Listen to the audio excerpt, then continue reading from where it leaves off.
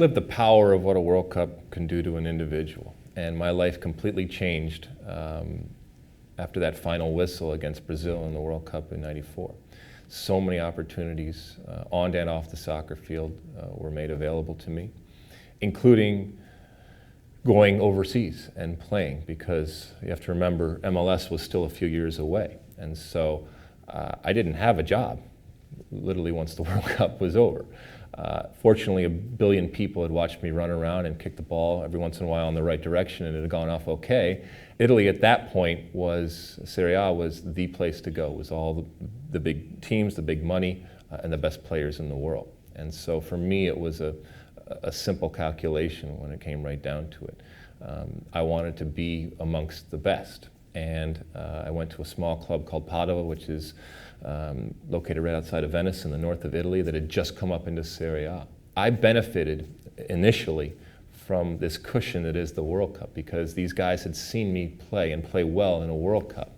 And it was a huge advantage to be able to go into a situation and not just be, well, he's just the American guy. No, this is the American that we saw play well in a World Cup. So that was a real good cushion to have going into the situation. Each of the players that were playing at that time, each of them were fighting, and they had their own challenges to make it in different countries, and set the tone kind of around the world that, like, hey, Americans can compete overseas. And Alexi to be the first in Italy, I think it was kind of an eye-opening experience to see a defender actually getting an opportunity like that, where you think of the romance of Italy and the silky soccer that's there, and the attacking style, and the touches on the ball, and you have a big redhead defender going into play and compete in Italy. It didn't really equate, but he did extremely well. It was a great, growing experience for Alexi as well, and just kind of woke up again the rest of the world of what the U.S. is capable of. To get dropped into the fishbowl and the religion that is soccer in Italy, it was it was a huge awakening, to say the least. And there's two things that happen on Sunday in Italy: church and soccer. And it's no coincidence. And at that point, it was even more so because of just the names that were there. And I'm a center back and I'm a marking back, and so every Sunday I was coming up literally against the elite of the world. Every team in Italy had the stars. So for me, incredible experience to each week have to go against these teams. And I was playing for a team that just staying up in Serie A would have been an accomplishment, and we knew that going in. I don't think that the Italians had ever seen anything quite like me. And whether it was the way that I looked or the way that I acted, the things that I said, and I wasn't doing them to be controversial or anything like that, but they had a view of what a soccer player should be, and I ran counter to that. And I wasn't the best player, I recognize that, but I think once I was able to perform on the field and to perform well on a consistent basis, there was the recognition that this isn't just some freaky guy, sideshow. There's the soccer part of it, but there's also this other element.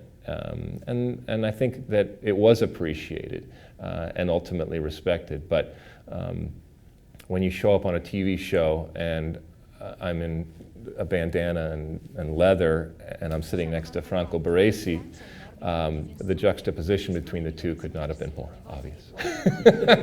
Ciao Bella, come stai?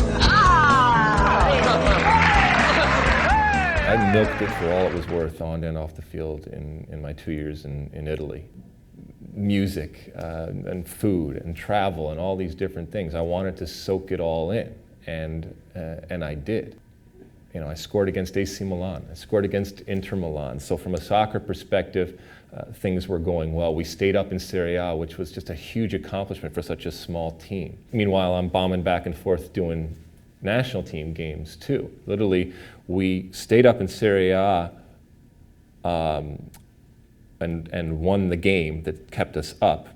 I got on a plane with Sunil Gulati, flew to London and then on to Boston, got off the plane, got in a high-speed cruiser, went to Foxborough and played in a game.